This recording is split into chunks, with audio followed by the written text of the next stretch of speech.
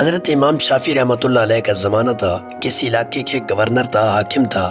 وہ اپنی بیوی کے ساتھ اپنے گھر میں تنہائی کے لمحات میں تھا۔ خاوند اچھے موڈ میں تھا مگر بیوی کسی وجہ سے اس سے ناراض تھی۔ اب خاوند جتنا اس سے محبت پیار کی باتیں کرتا، وہ بیوی اتنا ہی اس سے دور ہو جاتی اور اس سے چڑھتی، اس سے بدتمیزی کرتی۔ حتیٰ کہ جب خاوند نے بہت زیادہ اس سے محبت کا اظہار کیا تو عورت کا دماغ اسی وقت گرم ہو گیا۔ وہ بے وقوف آگے سے کہنے لگی کہ جہنمی پیچھے ہٹ، مجھے ہاتھ مت لگانا۔ اب جب اس نے اپنے خاوند کو جہنمی کہا تو آخر وہ بھی مرد تھا، اس کو غصہ آ گیا۔ اس نے کہا اچھا اگر میں جہنمی تو میں تجھے طلاق دیتا ہوں، میری طرف سے تمہیں طلاق ہوگی۔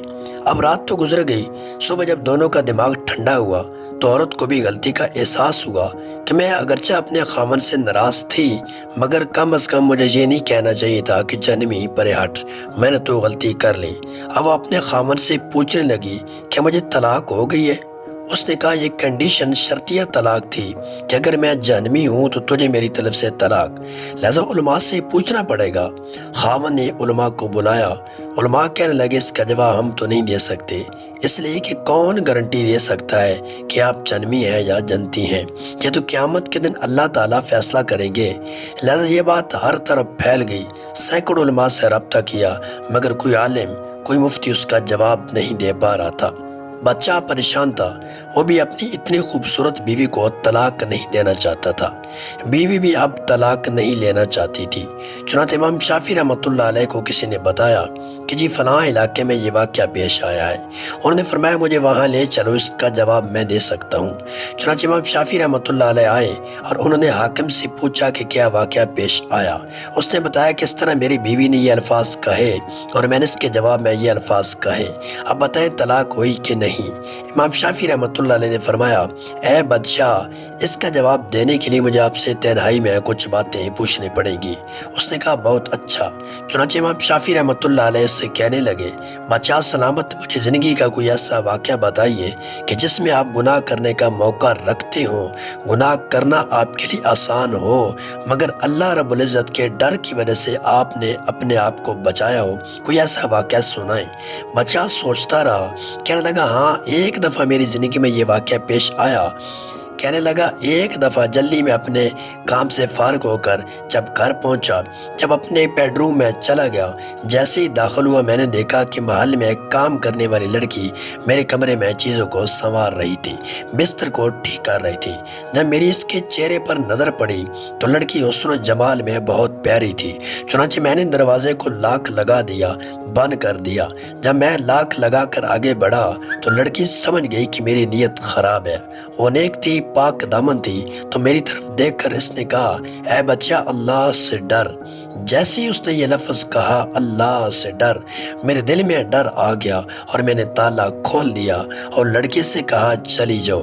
حالانکہ اگر میں چاہتا تو لڑکی سے اپنی خواہش پوری کر لیتا، مجھے کسی نے پوچھنا نہیں تھا، مگر اس نیک بچی کے یہ الفاظ میرے دل پر بجلی بن کر گرے اور مجھے اللہ کا خوف آ گیا اور میں نے گناہ کے اس موقع سے بچنے کے لیے اس لڑکی کو واپس بھیج دیا۔ اور یہ ایسا گناہ ہے جو میں کر سکتا تھا مگر اللہ کے خوف کی وجہ سے میں نے یہ نہیں کیا۔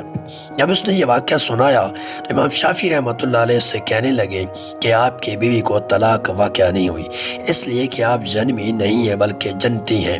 جب انہوں نے یہ فتویٰ دیا سارے علماء سے بحث کرنے لگ گئے، آپ کیسے کہہ سکتے ہیں، کیسے جنت کا ٹکٹ دے سکتے ہیں؟ آپ کے ہاتھ میں کون سا پرمٹ ہے کہ آپ بتا سکتے ہیں کہ جنتی کون ہے، جہنمی کون ہے؟ آپ نے فرمایا یہ فتویٰ میں نے اپنی طرف سے نہیں دیا بلکہ یہ فتویٰ اللہ تعالیٰ نے قرآن مجید میں خود عطا فرمایا ہے۔